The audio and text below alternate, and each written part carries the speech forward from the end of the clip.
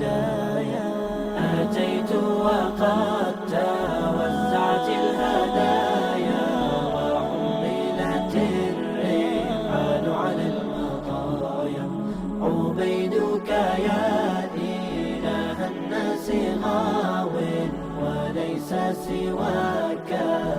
ഈ വീഡിയോ കണ്ടോ? എന്ത് മനോഹരമാണ്.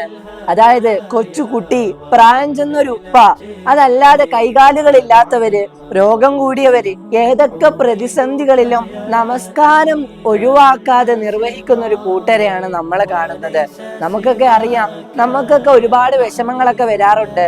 എന്നാൽ നമുക്ക് പ്രവാചകൻ സല്ലല്ലാഹു അലൈഹി വസല്ലമ തങ്ങൾ പറഞ്ഞൊരു കാര്യമുണ്ട്.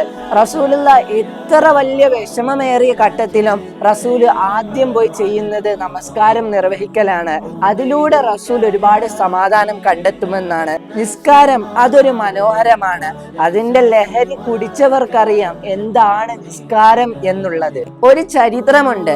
പ്രവാചകൻ സല്ലല്ലാഹു അലൈഹി വസല്ലമ തങ്ങളും മുസ്ലിമീങ്ങളെല്ലാം കൂടെ ഒരു സ്ഥലത്ത് തങ്ങി. ഒരു യാത്രക്കിടയിലായിരുന്നു. എന്നാൽ അമ്മാർ റളിയല്ലാഹു അൻഹു, അബ്ബാദ് റളിയല്ലാഹു അൻഹുവിനെ റസൂൽ ഈ രണ്ട് സഹാബാക്കളെ കാവലായിട്ട് ഇരുത്തി.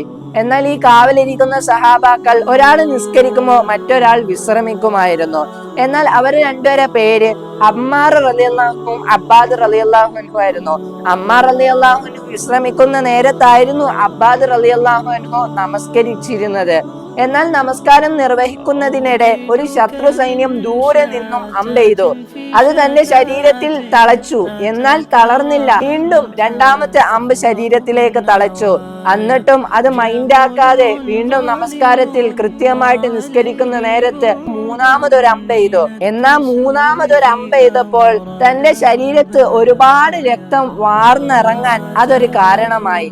എന്നാൽ നമസ്കാരം പൂർത്തിയാക്കിയതിനു ശേഷം അമ്മാർ റളിയല്ലാഹു അൻഹുവിനെ വിളിച്ചിട്ട് പറഞ്ഞു, നമ്മൾ അപകടത്തിലേക്ക് പോവുകയാണ് എന്ന്.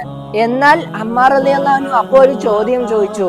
ഈ നിസ്കരിക്കുന്ന ഇടയിൽ ആദ്യത്തെ അമ്പ് ശരീരത്തിൽ തളച്ചപ്പോ എന്നെ ഒന്ന് വിളിച്ചൂടായിരുന്നു? അബ്ബാദ് റളിയല്ലാഹു അൻഹു പറഞ്ഞ മറുപടി, എനിക്ക് ആ നമസ്കാരം നിർത്തുവാൻ ഇഷ്ടമല്ലായിരുന്നു, എനിക്ക് ആ ഖിറാഅത്ത് നിർത്താൻ ഇഷ്ടമല്ലായിരുന്നു. ഇതിലൂടെ നമുക്ക് മനസ്സിലാകുന്ന ഒരു പാഠമുണ്ട്. നമസ്കാരം എന്നുള്ളത് ഒരു വല്ലാത്ത ലഹരിയാണ്. പ്രവാചകൻ സല്ലല്ലാഹു അലൈഹി വസല്ലമ തങ്ങൾ വിഷമങ്ങളൊക്കെ വരുമ്പോ റസൂൽ ഓടിപ്പോയി നമസ്കാരം നിർവഹിച്ച് അള്ളാഹുവിലേക്ക് ദുആയിലേക്ക് മടങ്ങുമായിരുന്നു. അതുപോലെ ആവണം നമ്മുടെ ജീവിതവും.